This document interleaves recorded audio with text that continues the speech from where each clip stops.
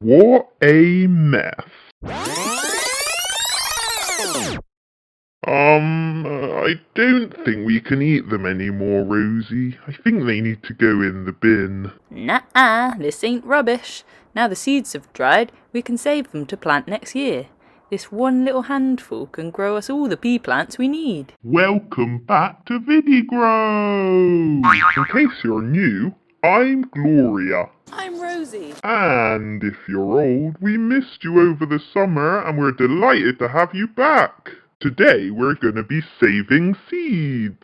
Saving them from the bin and saving them up for the spring. You can save seeds from any vegetables or fruit. Stuff from the shops or stuff you've grown yourself. But before we get started, there's a lot to find out about seed saving. What's the story, Rosie? For most of the 10,000 years or so that humans have been farming, we have saved seeds. Every harvest, people kept a few crops away from the dinner table so they could collect the seeds and store them ready to plant again in the spring. This made sure there were seeds to plant year after year, so we could always grow food for free. It's made our crops better and better every year because farmers only choose the strongest and tastiest crops to save seeds from.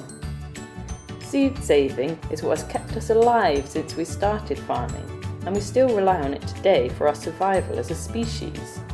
It's quiz time! Ever since humans started farming, they have saved seeds from their plants in the autumn so that they can plant new plants in the spring. A thumbs up for true and a thumbs down for false. You got it. It's true. Free food forever. Very recently, over the last 50 years or so, we've been saving seeds less and less because it seems like we don't really need to, and we sometimes aren't allowed to. Seeds have become easy and cheap to buy from the shops, so there isn't much incentive to save them. On top of this, some companies are using science to change how seeds work inside, to give them special qualities, like resistance to drought or pests. Genetic modification is an example of this. While this can all be very useful, it makes seeds illegal to save because the company now owns them under laws called patents. If a farmer's caught saving patented seeds or growing them without proof they've bought them, they can be sued for hundreds of thousands of pounds, even if the seeds blow onto their farm accidentally and start to grow. These laws also mean that farmers can't grow food for free anymore, and they risk running out of money if seed prices rise. The seed companies are in charge. Because we can buy seeds in shops now, and because some seeds are owned by companies so you can't save them, lots more people are saving seeds. A true or a false?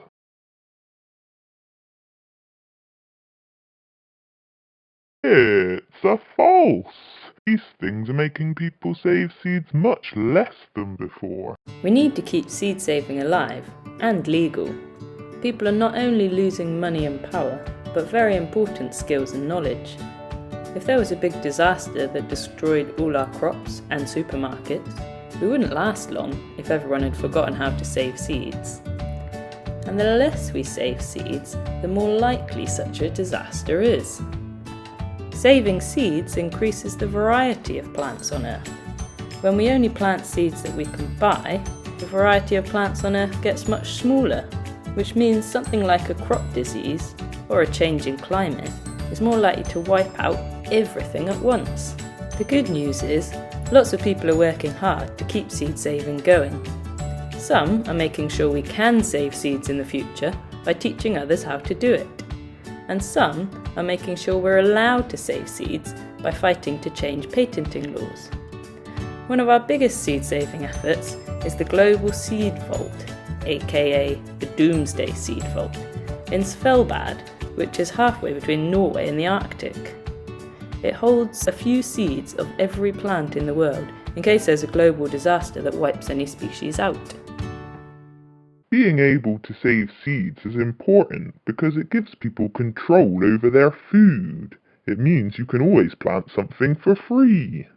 A thumbs up for true and a thumbs down for false. True. 100 years ago, most seeds belonged to everybody, but now just 4 companies own well over half the seeds you can get your hands on. Who's in control of all the food now? And your quiz prize is...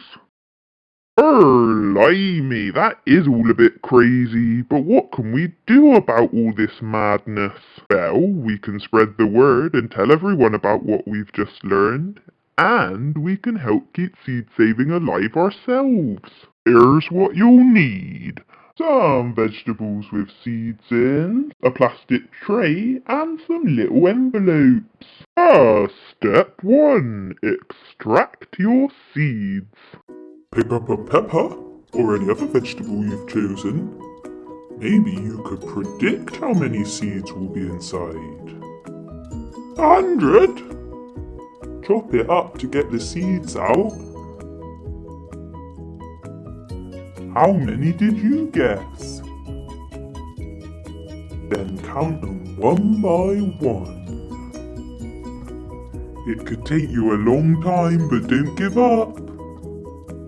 How many have you got, Rosie? 169! So how far off was your estimate? So you had 69 more seeds than you thought.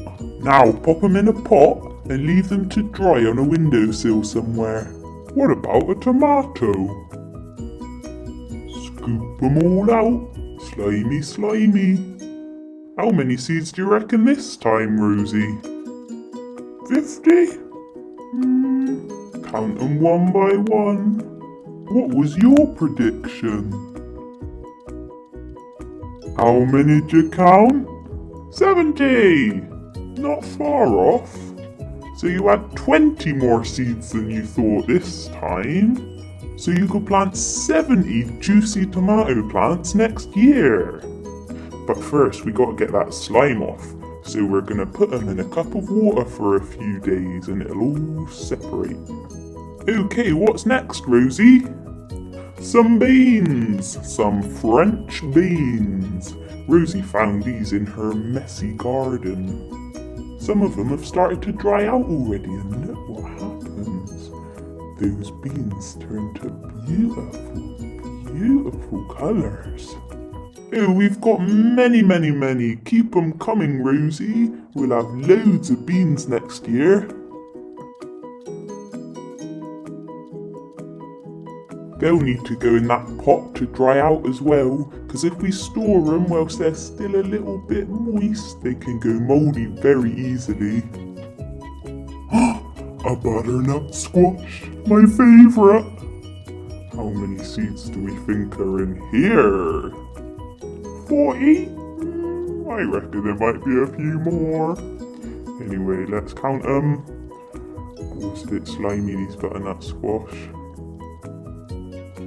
Yeah, keep them coming.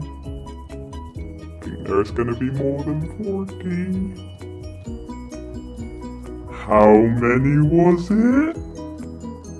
85! Over double! Right, how are we gonna work this one out? Are you sure, Rosie? Try again. Perfect! 45 seeds more than you expected. Lots of peanut squash for me next year. Step 2. Design some seed packets. Take a look at some seed packets from the shop. What kind of information do they give? When to plant, when to harvest, cheeky little picture.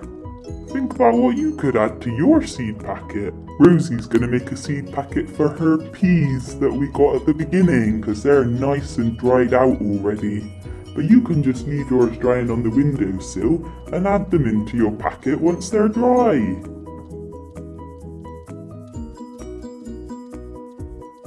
Oh, very nice, Rosie. Very eye-catching.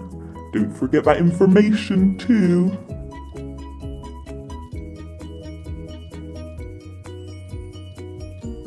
Loverly.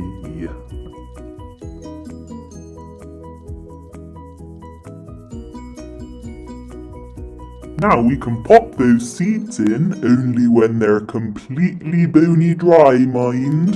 And we can save it somewhere for the spring. Your soggy seeds will probably take at least a week or so to dry out properly, so make sure you've done that before you put them in the packet.